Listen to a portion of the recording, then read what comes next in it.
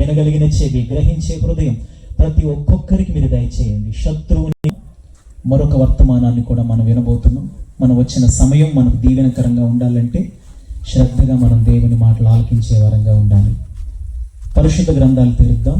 అపోస్తలుడైన పౌలు ఫిలిప్పీలకు రాసిన పత్రిక 4వ అధ్యాయం 5వ వచనములో ఉన్నటువంటి 2వ భాగాన్ని నేనే చదువుతున్నాను, దయచేసి వినండి.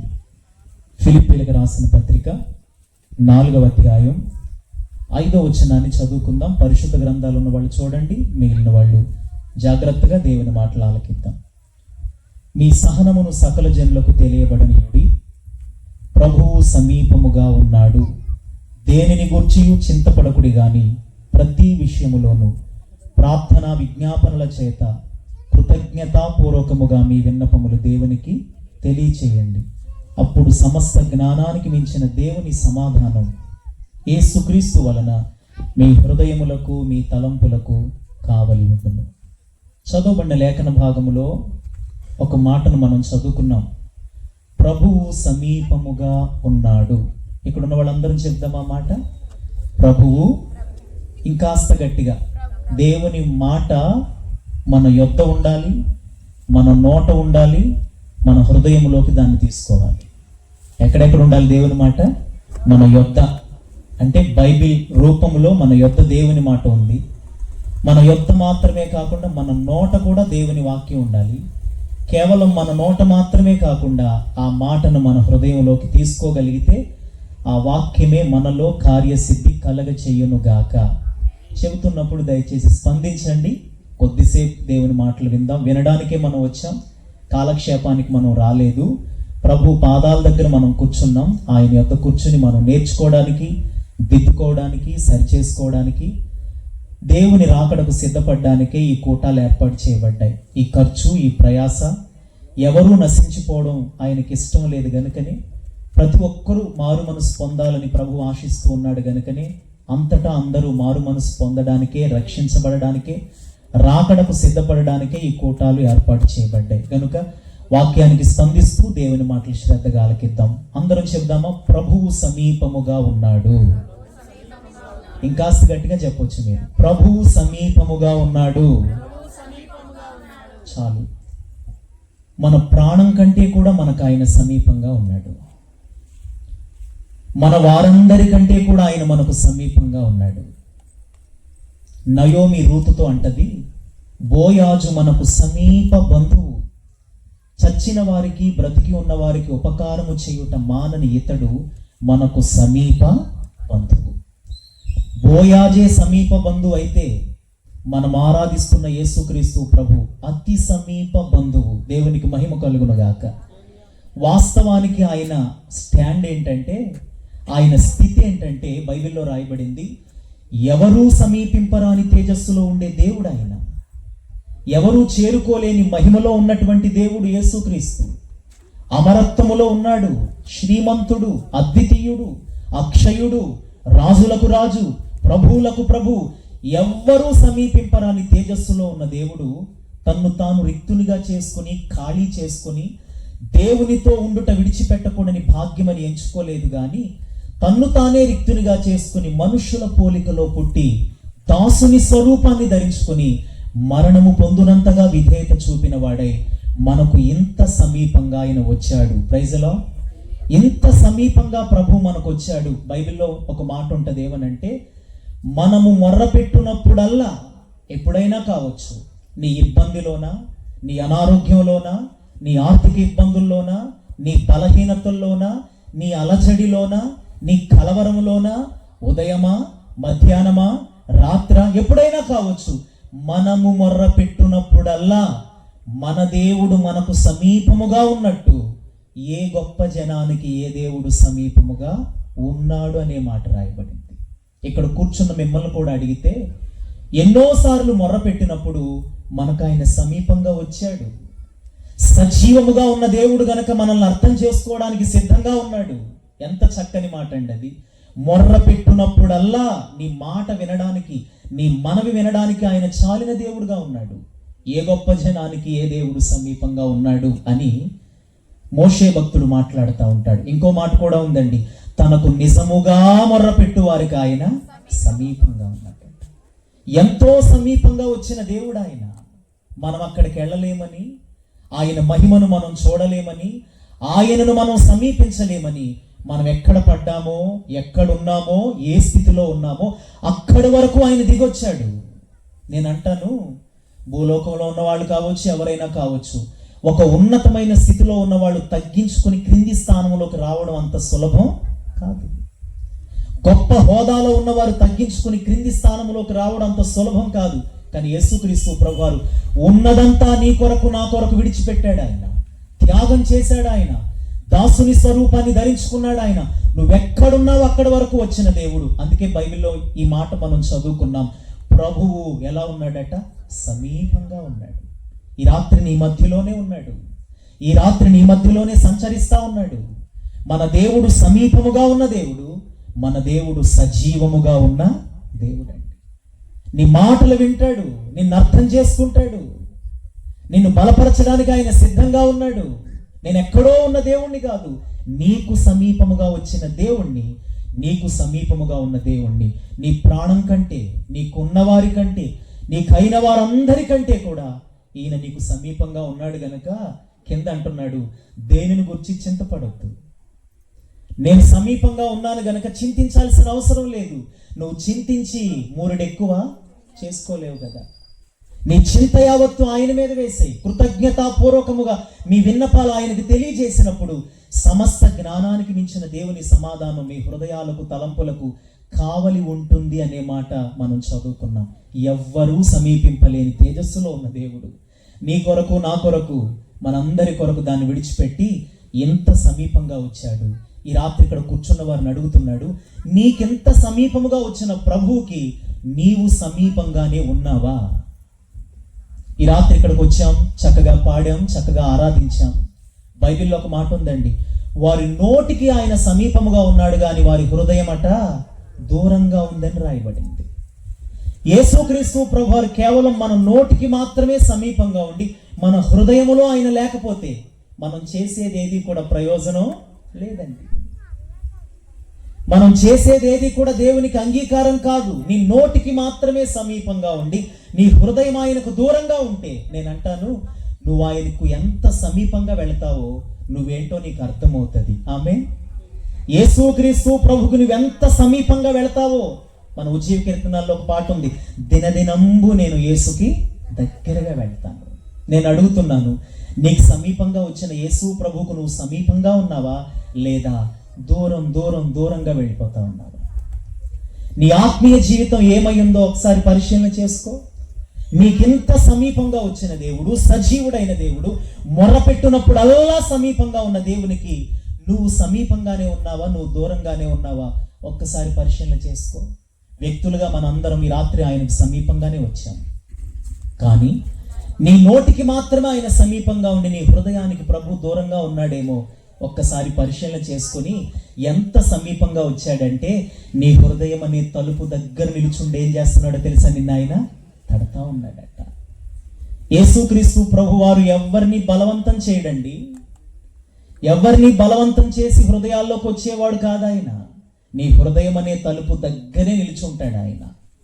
మనం గొప్పోళ్ళమని మన హృదయం దగ్గరికి వచ్చాడా? మనం గొప్పవాళ్ళమని, మనం జ్ఞానులమని, మనం ఆస్తి పరులమని, అధికారులమని మన హృదయం దగ్గర ఉన్నాడు ఆయన. నీకంత సమీపంగా ఎందుకు వచ్చాడంటే స్వేచ్ఛగా నీ హృదయాన్ని తెరిచి, నీ హృదయపు తలుపులు తెరిస్తే నీలోకి వస్తాడు, నీతో ఉంటాడు, నిన్ను నడిపిస్తాడు. కడ వరకు నిన్ను నడిపించే దేవుడు. కీర్తనల గ్రంథంలో ఒక మాట ఉంటుంది, ఈ దేవుడు సదాకాలము మనకు దేవుడై ఉన్నాడు, మరణము వరకు ఆయన మనల్ని నడిపిస్తాడు. నీ హృదయం అనే తలుపుకు సమీపంగా వచ్చాడు ఆయన. నేను అడుగుతున్నాను, నీ హృదయం అనే తలుపు దగ్గరికి ఎంత సమీపంగా వచ్చాడు కదా, మరి నీ హృదయంలోకి ప్రభువు నువ్వు తీసుకున్నావా లేదా? పరిశీలన చేసుకో. చాలా సంవత్సరాలుగా మందిరానికి వస్తూ ఉండవచ్చు, పరిచర్య కూడా చేస్తూ ఉండవచ్చు, మందిరం తెలుసు, పాటలు తెలుసు, వాక్యం తెలుసు. నీకు సమీపంగా వచ్చిన ప్రభువుని నీ హృదయంలోకి నువ్వు స్వీకరించే వ్యక్తిగా ఉన్నావా లేదా అనేది పరిశీలన చేసుకో. తెలిసిపోతామండి మనం. దేవునికి సమీపంగా ఉన్న వాళ్ళు దిద్దుకుంటారు. దేవునికి సమీపంగా ఉన్న వాళ్ళు తగ్గింపు కలిగి ఉంటారు. దేవునికి సమీపంగా ఉన్న వాళ్ళు క్షమించే స్వభావాన్ని కలిగి ఉంటారు. దేవునికి సమీపంగా ఉన్నవాళ్ళు పరిశుద్ధతను కలిగి జీవిస్తారు. దీన్ని బట్టి అర్థమవుతుంది నువ్వు దేవునికి సమీపంగా ఉన్నావో లేదా బాహ్యంగా మాత్రమే సమీపంగా ఉండి, నీ నోటికి మాత్రమే ఆయన సమీపంగా ఉండి నీ హృదయానికి ప్రభువు దూరంగా ఉన్నాడేమో ఒక్కసారి పరిశీలన చేసుకో. ప్రభువు సమీపముగా ఉన్నాడు. ఏ గొప్ప జనానికి ఏ దేవుడు సమీపంగా లేనట్టు మనకు, చెప్పండి ఆ మాట అందరూ, మనకు మన దేవుడు సమీపంగా ఉన్నాడు. మొర్ర పెట్టినప్పుడల్లా, ఎప్పుడైనా కావచ్చు, ఏ పరిస్థితిలోనైనా కావచ్చు, మొర్ర పెట్టి చూడు. ఈ దేవుడు ప్రార్థన ఆలకించే దేవుడు, ప్రార్థించే వారందరి ఎడల కృప చూపడానికి చాలిన దేవుడు. నువ్వెవరైనా కావచ్చు, నీ పరిస్థితి ఏదైనా కావచ్చు, నువ్వే వ్యక్తివైనా కావచ్చు, చిన్నవాడివా పెద్దవాడివా, నల్ల వ్యక్తివా అందం కలిగిన వ్యక్తివా ఆస్తి కలిగిన వ్యక్తివా, ఏ వ్యత్యాసము లేదు, పక్షపాతం లేదు. ప్రార్థించే వారందరి ఎడల కృప చూపడానికి చాలిన దేవుడు ఆయన. ప్రార్థించే వారందరిని రక్షించడానికి చాలిన దేవుడు ఆయన. ఎక్కడో ఉన్న దేవుడు వైభవాన్ని విడిచిపెట్టాడు ఆయన. ఆషామాషి కాదండి. యేసు ప్రభు అంటే అర్థమవుతుందా? ఆయన ఏదో పేదవాడు కాదు, ఆయన ఏదో క్రింద స్థితిలో ఉన్నవాడు కాదు, ఉన్నతమైన స్థితిని విడిచిపెట్టి వచ్చేసాడు ఆయన. మనుషుల పోలికలో పుట్టాడు ఆయన, దాసుని స్వరూపాన్ని ధరించుకున్నాడు, మరణము పొందినంతగా విధేయత చూపించి నీకెంత సమీపంగా వచ్చాడు, సిలువ వరకు దిగి వచ్చాడు ఆయన. సింహాసనాన్ని విడిచిపెట్టి ఎక్కడి వరకు వచ్చాడు ఆయన? సిలువ వరకు వచ్చాడు. ఆ సిలువ ఈ రాత్రి రెండు చేతులు చాపి సిలువకు నువ్వు సమీపంగా రావాలని నిన్ను పిలుస్తూ ఉందండి. యేసుక్రీస్తు ప్రభువారు ఆయన యొద్దకు వచ్చేవారిని ఆయన ఎంత మాత్రము త్రోసివేసే దేవుడు. ప్రపంచంలో నిన్నెవరైనా త్రోసేయచ్చు, ప్రపంచంలో నిన్నెవరైనా క్షమించకపోవచ్చు, ప్రపంచంలో నిన్నెవరైనా విడిచిపెట్టవచ్చు. ఈ దేవుడు సిలువకు సమీపంగా వచ్చిన దేవుడు రెండు చేతులు చాపి నిన్ను పిలుస్తున్నాడు. నేను నిన్ను ఎంత ప్రేమిస్తున్నా, ఎంత నిన్ను ప్రేమిస్తున్నా. సిలువకు సమీపంగా వస్తే నీ గతాన్ని మార్చేస్తాడు ఆయన, తన రక్తంతో కడిగేస్తాడు ఆయన, నీ అవమానాన్ని కొట్టేస్తాడు ఆయన, నీ కన్నీళ్లను నాట్యంగా మారుస్తాడు ఆయన. నీ పాపమంతా ఆయన సిలువ వెనకాల వేసేసుకొని నెమ్మదిని ఆనందాన్ని కలగజేసే దేవుడు. నేను అంటాను, సిలువకు నువ్వు ఎంత దూరంగా వెళతావో అంత నష్టపోతావు.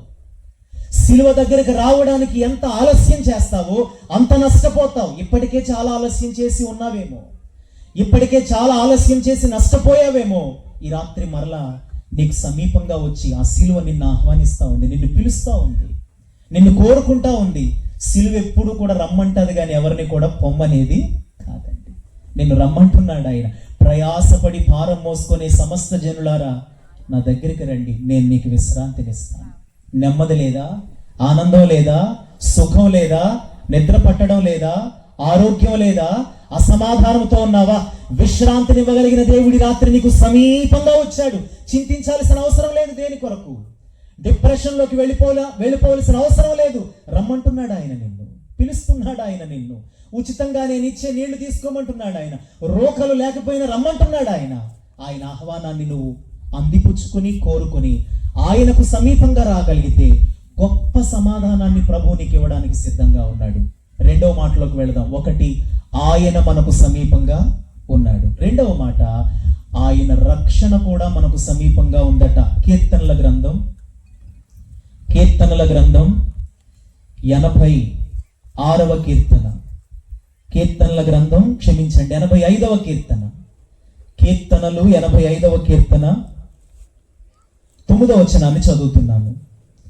మన దేశములో మహిమ నివసించున్నట్లు ఆయన రక్షణ ఆయనకు భయపడే వారికి సమీపముగా ఉన్నది. ఇక్కడ ఎంతమంది రక్షించబడ్డారో నాకు తెలియదు. మందిరానికి వచ్చి వెళ్ళిపోయేటట్లుగానే ఉన్నారేమో నాకు తెలియదు. పర్లేదండి, నామకార్థంగా బ్రతికే స్థితిలో ఉన్నారో కూడా నాకు తెలియదు. ఆయనకు భయపడే వారికి ఆయన రక్షణ ఎలా ఉందంటండి? సమీపంగా ఉంది. నీకెంతో సమీపంగా వచ్చింది ఆయన రక్షణ. నమ్మువారు ఉచితముగా నీతిమంతులుగా తీర్చబడతారు. యేసుక్రీస్తు రక్తము ద్వారా ఉచితంగా నీతిమంతులుగా తీర్చబడతాం. ఆయనకు భయపడితే, ఉదయం కూడా నేను జ్ఞాపకం చేశాను, ఇద్దరికి సమాన దూరంలో ఉన్నాడు యేసు ప్రభు. ఇద్దరి దొంగలకి సమాన దూరంలో ఉన్నాడు. ఇద్దరికి ఆయన మాటలు వినబడతానే ఉన్నాయి, ఇద్దరు ఆయన్ను చూస్తానే ఉన్నారు. భయపడిన వాడికేమో రక్షణ సమీపంగా వచ్చింది, ఆ రోజే పరదేశకు వెళ్ళిపోయాడు. చివరి నిమిషంలో కూడా దేవుడు అవకాశాన్ని ఇచ్చినప్పటికీ కూడా దాన్ని నిర్లక్ష్యం చేసినటువంటి రెండవ దొంగ ఆ రక్షణ భాగ్యాన్ని కోల్పోయాడు. ఈ కోటాలు ఎందుకో తెలుసా? నువ్వు రక్షించబడ్డానికే. రక్షణ పొంది సంఘములో చేర్చబడి దేవుని రాకడ కొరకు సిద్ధపడ్డానికే. బహుశా ఇక్కడ రక్షణ పొందినోళ్ళు ఉన్నారు, పొందని వాళ్ళు కూడా ఉన్నారు. నీకు సమీపంగా వచ్చిన రక్షణ కాలదనుకోవద్దండి. ఈ రక్షణ భాగ్యాన్ని నువ్వు పోగొట్టుకుంటే, బైబిల్లో ఒక మాట ఉంది, ఇంత గొప్ప రక్షణ నిర్లక్ష్యం చేస్తే నువ్వు ఎట్లాగూ తప్పించుకుంటావు. దేవుడు నీకు అవకాశం ఇచ్చినప్పుడు వాటిని నువ్వు పోగొట్టుకుంటే ఎట్లా తప్పించుకుంటావు? ఇంత గొప్ప రక్షణ, అది గొప్పది, లక్షల కంటే కూడా గొప్పది రక్షణ. నువ్వు ఇంకా రక్షించబడకపోతే నేడే రక్షణ దినం, ఇదే మిక్కిలి అనుకూల సమయం. రేపేం సంభవిస్తుందో నీకు తెలీదు. ఈ రక్షకుణ్ణి నీ జీవితంలో చేర్చుకో, రక్షణ భాగ్యాన్ని సంపాదించుకో. వాయిదాలు వేస్తా వెళ్ళిపోతా ఉన్నావేమో, సంవత్సరాలు వెళ్ళిపోతా ఉన్నాయి. రక్షించబడి నీటి బాప్తిసం పొందకపోతే ప్రభు త్వరగా రాబోతున్నాడు. విడిచిపెట్టబడడం బహు ఘోరం. ఈ రక్షణ భాగ్యం నువ్వు పొందుకోకుండా మరణిస్తే వెళ్ళిపోతావు పాతాళానికి, ఆరని అగ్నిలోకి వెళ్ళిపోతావు. ఈ యేసుక్రీస్తు ప్రభుని కాదనుకుంటే, నీకు సమీపముగా వచ్చిన రక్షణకు నువ్వు సమీపంగా రాకపోతే నీ జీవితం దేవుని చేతుల్లోంచి తప్పించుకోలేవు. బైబిల్లో ఒక మాట ఉంది, ఆయన నామాన్ని బట్టి ప్రార్థన చేసే వాళ్ళందరూ రక్షించబడతారట. ఎవరు రక్షించబడతారు? యేసుక్రీస్తు నామాన్ని బట్టి ప్రార్థించే వాళ్ళందరూ రక్షించబడతారు. యేసు ప్రభు అని నీ నోటితో ఒప్పుకుంటే నువ్వు రక్షించబడతావు. 3, నమ్మి బాప్తిసం పొందిన వాళ్ళు రక్షించబడతారు. అంతము వరకు సహించిన వాళ్ళు రక్షించబడతారు. నేను అడుగుతున్నా, ఇంకా నువ్వు రక్షించబడకపోతే, మరొక దినం కూడా ఈ సువార్త కూటాలు జరుగుతున్నాయి, ఇంకా నువ్వు నీటి బాప్తిసం పొందకపోతే ప్రభు ఇచ్చిన అవకాశాన్ని సద్వినియోగం చేసుకో. ఇవన్నీ నీకు తెలిసిన మాటలే. ఆయనకు భయపడితేనే నిన్ను ఆయన దృష్టిస్తాడు. ఆయనకు భయపడితేనే, ఆయనకు భయపడే వారికి ఆయన రక్షణ సమీపంగా ఉందండి. మరి సమీపంగా వచ్చిన రక్షణ కాలదనుకుంటావా? మరలా దేవుడు నీకు అవకాశాలు ఇవ్వకపోతే ఆ తర్వాత అనే మాట బైబిల్లో చాలా భయంకరమైన మాట. ఆ తర్వాత ఎవరి గురించి రాయబడింది ఆ మాట? ఏశావు గురించి రాయబడిందండి. శ్రద్ధతో వెతికాడంట దాని కొరకు. ఆ తర్వాత దేవుడు అవకాశం ఇచ్చినప్పుడేమో, ఆశీర్వదించబడ్డానికి అవకాశం ఇచ్చినప్పుడు దాన్ని వద్దనుకున్నాడు. ఆ తర్వాత ఏడ్చాడట, శ్రద్ధతో వెతికాడట, కన్నీళ్లు విడిచాడట. అవకాశము దొరకక విసర్జింపబడ్డాడు అని బైబిల్ సెలవిస్తా ఉంది. మరలా దేవుడు నీకు అవకాశాలు ఇవ్వకపోవచ్చు. రక్షించబడలేదా? రక్షించబడు. రక్షణ పొందావా ఆల్రెడీ? రక్షణలో కడ వరకు అంతము వరకు నువ్వు ఏం చేయాలి? నమ్మకంగా దీంట్లో కొనసాగాలి. జీవము కలిగిన దేవుణ్ణి విడిచిపోవునట్టి దుష్ట హృదయం మీలో ఒకవేళ ఎవరి ఎందైనా ఉందేమో జాగ్రత్తగా చూచుకోండి అన్నాడు. ఎన్ని కష్టాలు వచ్చినా, ఎన్ని ఇబ్బందులు వచ్చినా, ఎన్ని అవమానాలైనా ఇది ఇరుకు మార్గమే, విశాల మార్గం కాదు. ఎట్లా పడితే అట్లా బ్రతకడానికి లేదు క్రైస్తవ్యంలో. ఎట్లా పడితే అట్లా మాట్లాడడానికి లేదు, ఎలా పడితే అట్లా సంపాదించడానికి లేదు, ఎట్లా పడితే అట్లా లోకంలో బ్రతకడానికి లేదు. ఇరుకు మార్గం ఇది. ఇరుకు మార్గంలో నువ్వు వచ్చావు గనక కడ వరకు నువ్వు నమ్మకంగా సాగిపోతే ఈ ఇరుకు మార్గం నిన్ను నిత్య జీవానికి తీసుకెళ్తుంది. ఈ ఇరుకు మార్గం నిన్ను స్వర్గానికి నడిపిస్తుంది. ఈ ఇరుకు మార్గం దేవుని రాజ్యానికి నిన్ను నడిపిస్తుంది గనక ఇంకా నువ్వు రక్షించబడకపోతే ప్రభు నీతో మాట్లాడుతున్నాడు. నీకు సమీపముగా వచ్చిన రక్షణ నీ నుండి వెళ్ళిపోకముందే ఆయన్ని వేడుకో. బైబిల్లో యెషయా గ్రంథంలో ఆ మాట ఉంటుంది. ఒకసారి చదువుతారా? యెషయా గ్రంథం 55వ అధ్యాయం. యెషయా గ్రంథము 55వ అధ్యాయం 6వ వచనాన్ని చదువుతున్నాను. యెషయా గ్రంథము 55వ అధ్యాయం 6వ వచనాన్ని చదువుతున్నాను. యెహోవా మీకు దొరుకు కాలమునందు ఆయనను వెతకండి, ఆయన సమీపములో ఉండగానే ఆయన ఏం చేయాలా? వేడుకో. నీకు ఆయన సమీపంగా ఉండగానే ఆయన వేడుకో. నీ నుండి దూరం కాకముందే ఆయన వేడుకో.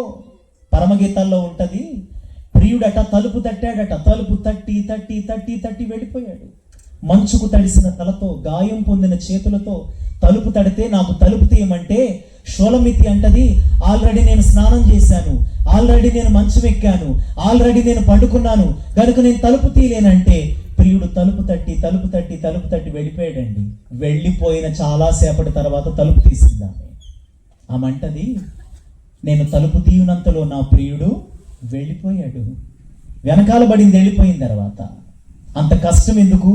సమీపములో ఉండగానే ఆయన్ని వేడుకుంటే నీకు సమాధానాన్ని, రక్షణను ఇవ్వగలిగిన దేవుడు. ఈ రాత్రి నీకు ఆయన సమీపంగా ఉన్నాడండి. ఏ గొప్ప జనానికి ఏ దేవుడు సమీపంగా లేనట్టు నీ మధ్యలో ఆయన సంచరిస్తా ఉన్నాడు. ఆయన్ను వేడుకో, రక్షించబడతావు. ఆయన నామాన్ని ఒప్పుకో, రక్షించబడతావు.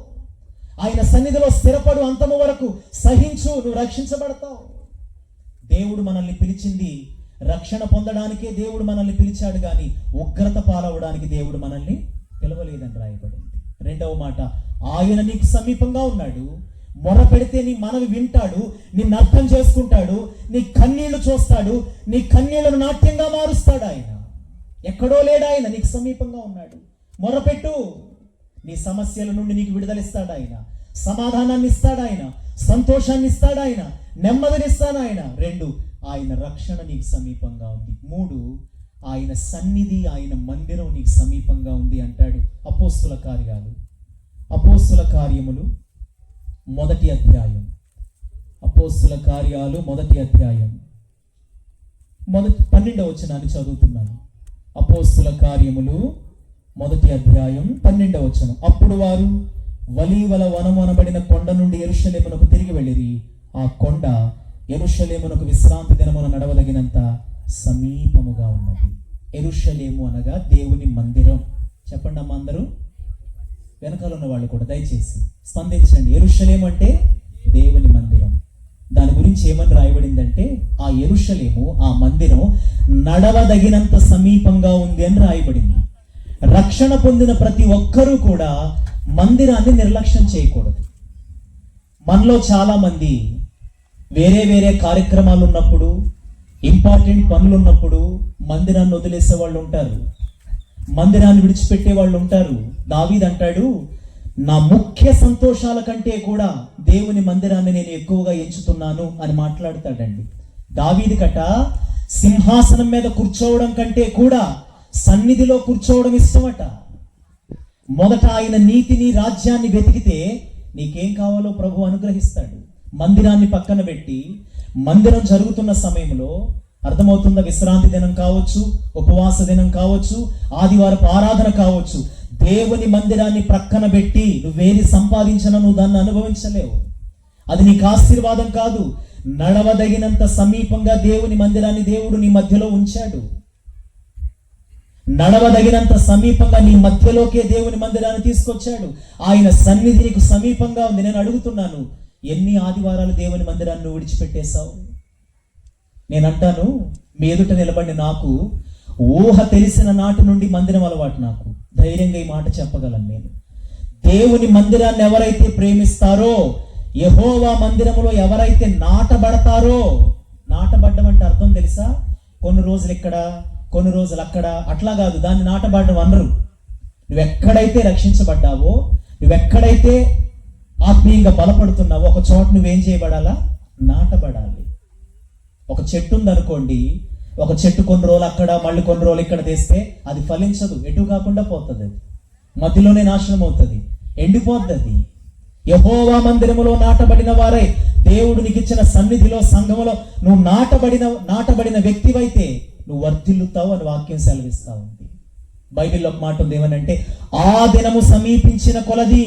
ఒక దినం రాబోతుందండి, దాని కొరకే మనం అందరం వెయిట్ చేసేది. ప్రభు త్వరగా మధ్యాకాశానికి రాబోతా ఉన్నాడు. రక్షించబడిన వాళ్ళందరినీ తీసుకెళ్ళడానికి త్వరగా నేడో రేపో ప్రభు రాబోతున్నాడు. రక్షణ పొందలేదా, నువ్వు విడిచిపెట్టబడతావు. నిన్ను దేవుడు తీసుకుని వెళ్ళలేడు. చెప్పాడు ఆయన, నేను మళ్ళీ వస్తాను, నేనుండే స్థలంలో మిమ్మల్ని ఉంచడానికి, తీసుకుని వెళ్ళడానికి రాబోతున్నాను అన్నాడు ఆయన. ఆ దినం సమీపమైపోయింది. సూచనలన్నీ జరుగుతున్న దినాల్లో మనం ఉన్నాం. ఆ దినము సమీపిస్తుంది గనుక మరి ఎక్కువగా కూడుకోవాలట. చాలా మంది ఆదివారం ఆరాధనకు మాత్రమే పరిమితం అవుతారు, ఉపవాస ప్రార్థనలో కనబడరు. రక్షించబడిన తర్వాత ఆదివారపు ఆరాధన ఎంత ఇంపార్టెంటో ఉపవాస ప్రార్థన కూడా అంతే ఇంపార్టెంట్. సంఘ సంఖ్య దేన్ని బట్టి లెక్క చెప్పొచ్చు అంటే, ఆదివారం వచ్చే వాళ్ళందరూ సంఘం కాదు. ఎవరైతే రక్షించబడి ఉపవాస ప్రార్థనలో పాలు పంపులు పొందుతున్నారో వాళ్ళే దేవుని సంఘం. నీకు సమీపంగా వచ్చింది దేవుని సన్నిధి, దాన్ని విడిచిపెట్టొద్దు. చాలా మందికి నిర్లక్ష్యం మందిరం అంటే. చాలా మంది నిర్లక్ష్యం చేస్తారు. రక్షణ నిర్లక్ష్యం చేయొద్దు, మందిరాన్ని నిర్లక్ష్యం చేయొద్దు, దేవుడు నీకు ఇచ్చిన సన్నిధిని నిర్లక్ష్యం చేయొద్దు. మరి ఎక్కువగా కూడుకోవాలట. ఎక్కువగా దేవుని మందిరంలో కనబడాలట. కోరాహు కుమారులు అంటారు, జీవము కలిగిన దేవుని దర్శించుటకు నా హృదయం, నా శరీరం ఆనందముతో కేకలు వేస్తా ఉంది. ఎప్పుడు వెళ్తాను నేను ఆయన మందిరానికి? ఎప్పుడు కనబడతాను నేను ఆయన సన్నిధిలో? దావీదే అంటాడు, నా జీవిత కాలం అంతా యెహోవా మందిరములో నేను నివాసము చేస్తానంటున్నాడు. ఆయన సమీపంగా ఉన్నాడు, ఆయన రక్షణ సమీపంగా ఉంది. 3, ఆయన మందిరం కూడా సమీపంగా ఉంది.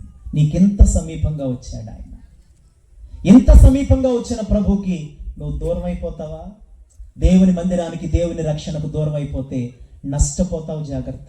ఇన్ని మాటలు విన్న తర్వాత కూడా, ఇన్ని ప్రసంగాలు వింటూ కూడా నువ్వు రక్షించబడిన అనుభవాల్లోకి రాకపోతే దేవునికి లెక్క అప్పచెప్పవలసిన వ్యక్తిగా ఉంటావు. జాగ్రత్త. ఆయన సన్నిధి నీకు సమీపంగా ఉంది. మరొక మాట, కాలము సమీపమైపోయింది, దేవుని రాజ్యం ఏమైందంట? సమీపించిందనే మాట రాయబడింది. కనుక నువ్వేం చేయాలంటే, ఈ ప్రవచన వాక్యములు, దేవుని వాక్యం నీకు సమీపంగా ఉంది. ద్వితీయోపదేశకాండం 31వ అధ్యాయం, క్షమించండి 30వ అధ్యాయం, ద్వితీయోపదేశకాండం 30వ అధ్యాయం 13వ వచనాన్ని చదువుతున్నాను. ద్వితీయోపదేశకాండం 30:13. మనము దాన్ని విని గైకొనున్నట్లు ఎవడు సముద్రము దాటి మన యొద్దకు దాన్ని తెచ్చును అని నువ్వు అనుకొననేలా, అది సముద్రపు అద్దరిని మించినది కాదు. నువ్వు దాన్ని అనుసరించుటకు ఆ మాట నీకు బహు సమీపముగా ఉన్నది. దేవుని మాట మనకు ఎలా ఉందట? చెప్పండి. దేవుని మాట మనకు ఎలా ఉందంటండి? సమీపముగా ఉన్నటువంటి వాక్యాన్ని ప్రతిదినం నువ్వు ధ్యానం చేయాలా.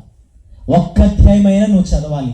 రక్షించబడినోళ్ళకు చెప్తున్నాను నేను, మందిరంలో నాటబడినోళ్ళకు చెబుతున్నాను నేను. దేవుని మాట వినడానికి నేను సముద్రాన్ని దాటి వెళ్ళాలా? అక్కర్లేదు. ఆకాశానికి ఎక్కి వెళ్ళిపోవాలా? అక్కర్లేదు. ఆ మాట నీకు బహు సమీపంగా వచ్చింది.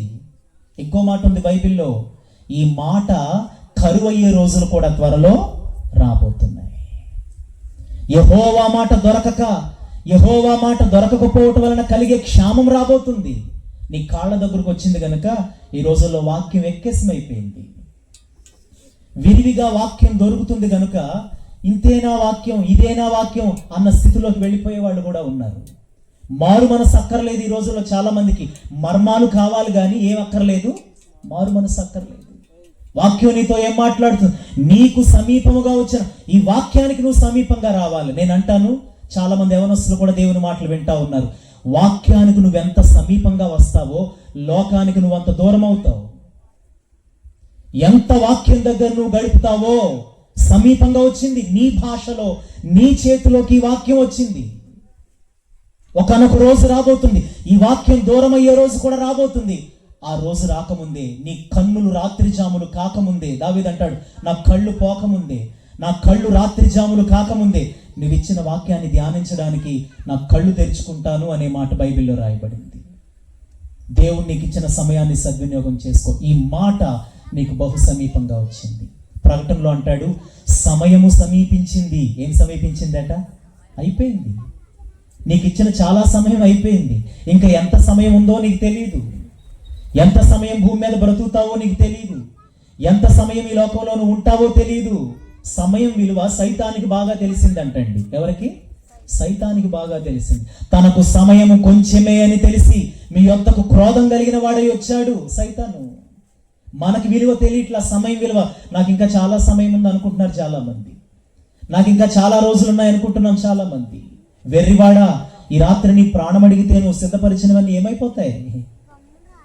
ఆలోచన చేయి. వాడు అనుకుంటున్నాడు, తిను త్రాగు సుఖించు, చాలా సంవత్సరాలకి సంపాదించి పెట్టాను అనుకుంటున్నాడు. అతను చాలా గొప్ప గొప్ప అనుభవాలు కలిగి మాట్లాడుతున్నాడు. చాలా చాలా విషయాల్లో మాట్లాడుతున్నాడు. రేపటిని గురించి ఆలోచిస్తున్నాడు. కొన్ని సంవత్సరాల గురించి ఆలోచిస్తున్నాడు. దేవుడు అన్నాడు, ఈ రాత్రి నీ ప్రాణాన్ని అడిగితే నువ్వు సిద్ధపరిచినవన్నీ ఎవరివి అవుతాయి? నీ సమయం పోకముందే ఈ ప్రవచన వాక్యాలు నువ్వు చదవాలా? దేవుడు నీకు ఇచ్చిన రక్షణ భాగ్యాన్ని నువ్వు సంపాదించుకోవాలి. ఆ దినం సమీపంగా ఉందండి. రాకడ దినం సమీపంగా ఉంది. ప్రభు త్వరగా రాబోతున్నాడు. బైబిల్ ఇంకొక మాట ఉంటుంది, లూకాసు వార్త 21వ అధ్యాయం. లూకాసు వార్త 21వ అధ్యాయం 28వ వచనం. నీ విడుదల సమీపించింది అంటాడు అక్కడ ఆయన. లూకాసు వార్త 21వ అధ్యాయం 28వ వచనం. ఇవి జరుగనారంభించినప్పుడు మీరు ధైర్యం తెచ్చుకుని మీ తలలెత్తుకోండి, మీ విడుదల సమీపంగా ఉంది. దేంట్లో బంధించబడ్డావో నాకు తెలియదు, ఎక్కడ తలదించుకున్నావో నాకు తెలియదు, ఎక్కడ కన్నీళ్లు కారుస్తున్నావో నాకు తెలియదు, చేసిన ప్రార్థనకు జవాబు రావట్లేదేంటి అనుకుంటున్నావేమో. దేవుడు అంటున్నాడు, నీ విడుదల సమీపంగా ఉంది. ఉదయం కూడా నేను చెప్పాను, 430 సంవత్సరాలు ఫరో చేతిలో బంధించబడ్డారండి. మోషేను దేవుడు పంపించి దేవుడు వాళ్ళని ఏం చేశాడు? విడిపించాడు. విడుదలనివ్వగలిగిన దేవుడు. నువ్వే పరిస్థితుల్లో ఉన్నా, ఏ పరిస్థితుల్లో నువ్వు సతమతమైపోతున్నా, నీకు విడుదల ఇవ్వగలిగిన దేవుడు. నా బ్రతికింతేనా, నా జీవితం ఇంతేనా, నా అప్పులు ఇంతేనా, నా అనారోగ్యం ఇంతేనా, నా అవమానం ఇంతేనా? దేవుడు నీతో అంటున్నాడు, నీ విడుదల సమీపంగా ఉంది. నువ్వు దేని కొరకైతే ప్రార్థన చేస్తా ఉన్నావో నీ ప్రార్థన సఫలం అవ్వబోతా ఉంది. అది సమీపంగా ఉంది, రానే వచ్చింది. దేవుని సన్నిధిలో చేసిన ప్రార్థన, కార్చిన కన్నీళ్లు ఎప్పుడు వ్యర్థం కాదండి. 13 సంవత్సరాలు నలిగిపోయాడు, 13 సంవత్సరాలు శోధనల గుండా వెళ్ళాడు. ఒక రోజున కబురు వచ్చింది, ఫరో నిన్ను పిలుస్తున్నాడని కబురు వచ్చిందండి. అతని విడుదల ఆ రోజు ఏమైంది? సమీపంగా వచ్చింది. దేంట్లో నువ్వు బంధించబడ్డావో, ఇక నా బ్రతుకింతే అనే స్థితిలో ఒకవేళ నువ్వు ఉంటే, ప్రభు నీతోనే మాట్లాడుతున్నాడు. నువ్వు చేసిన ప్రార్థనకు జవాబు సమీపంగా వస్తుంది. నీ జీవితంలో కార్యాన్ని చూచే రోజు సమీపించింది. దాన్నే దేవుడు అన్నాడు నిర్ణయ కాలం. 25 సంవత్సరాలు ఎదురు చూచారు ఇస్సాకు కొరకు. ఎవరండి? అబ్రహాము, శారా. దేవుడు పిలిచిన వెంటనే వాళ్ళ జీవితంలో కార్యం జరగల. మనమైతే విడిచిపెట్టి వెళ్ళిపోతాం. అబ్రహామా, నువ్వెంతగా దేవుణ్ణి నమ్మావంటే 80వ సంవత్సరంలో దేవుడు నీకు బిడ్డల్ని ఇవ్వలేదు, అయినా నమ్ముతావా? అయినా నమ్ముతాను. 90 సంవత్సరాలు వచ్చినాయి, అయినా నమ్ముతావా? అయినా నమ్ముతాను.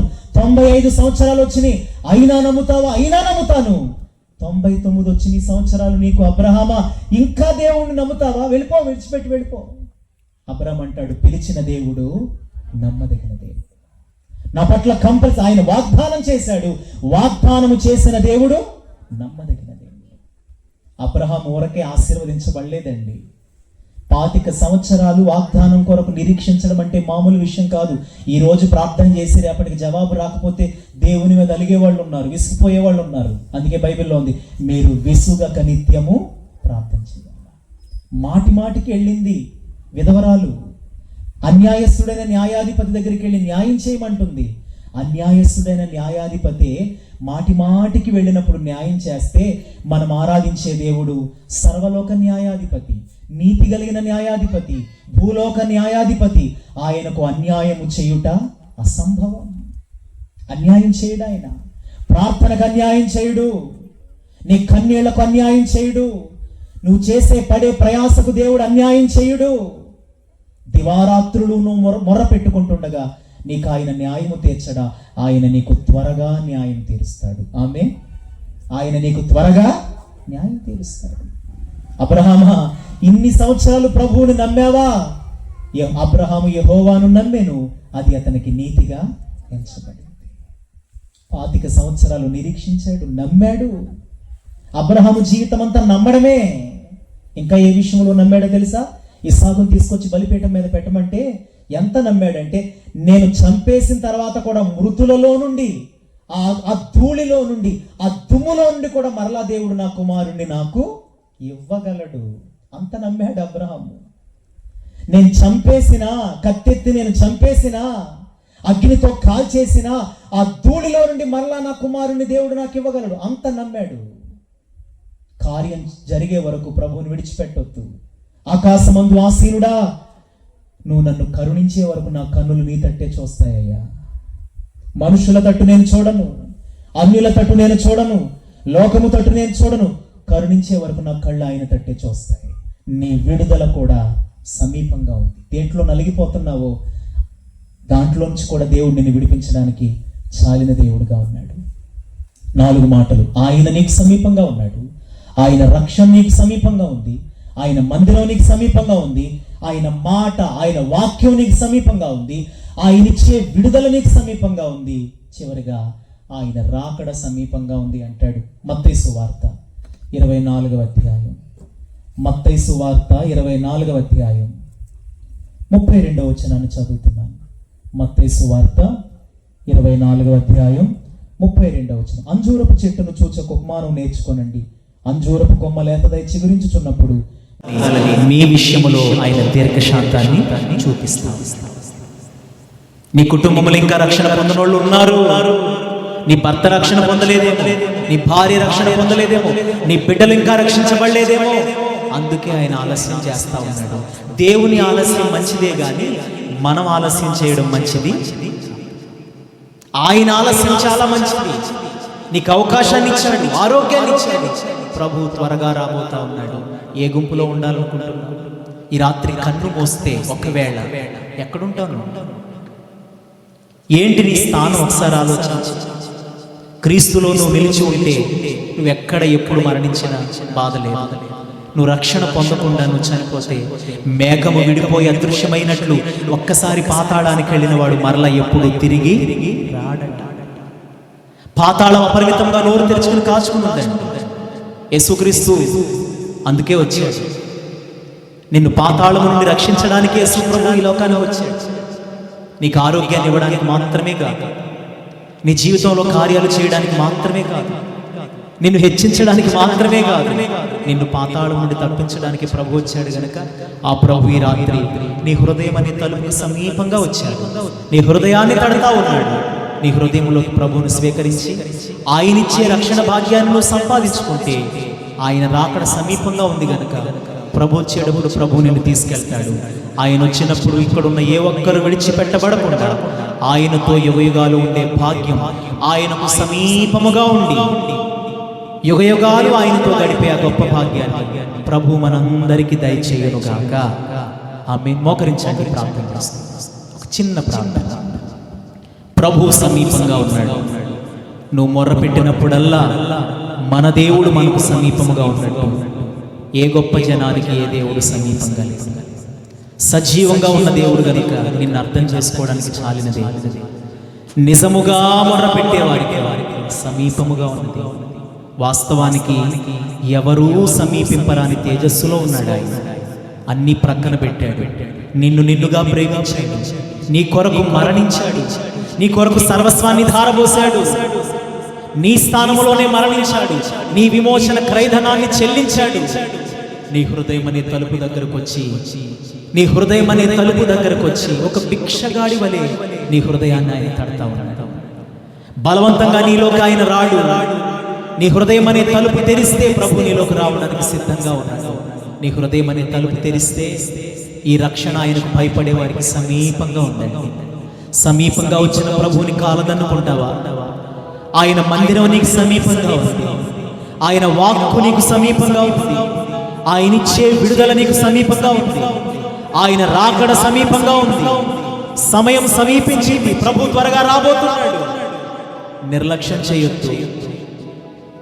అనాలోచనగా ఉండవద్దు. అజాగ్రత్తగా ఉండవద్దు. ప్రభు ఇచ్చిన గొప్ప భాగ్యాన్ని సంపాదించుకోవచ్చు. ఆయనుండే ఆ నిత్య రాజ్యానికి వెళ్ళిపోతావు. పరిశుద్ధ దూతలతో కూడా యుగయుగాలు ప్రభువును ఆరాధిస్తావు. ఎవరు సమీపింపలేని తేజస్సులో నివసించు నా యేసయ్యా. ఎవరు సమీపింపలేని తేజస్సులో నివసించు నా యేసయ్యా. నీ మహిమను ధరించిన పరిశుద్ధులు నా కంటపడగానే. నీ మహిమను ధరించిన పరిశుద్ధులు నా కంటపడగానే. ఏ మౌనో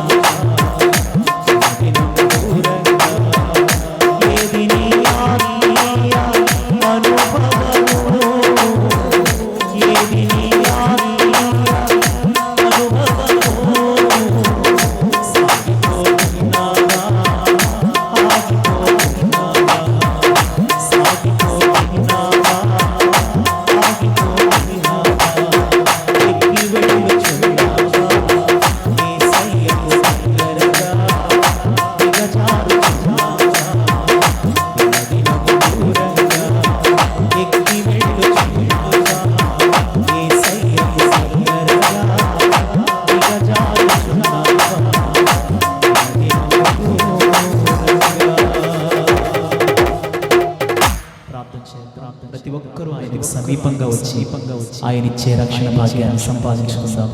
దైవజనులు మన దైవజనులు నడిపిస్తారు. ప్రతి ఒక్కరూ ప్రార్థన వాక్యాన్ని బట్టి యేసుపదం గురించి ప్రార్థన.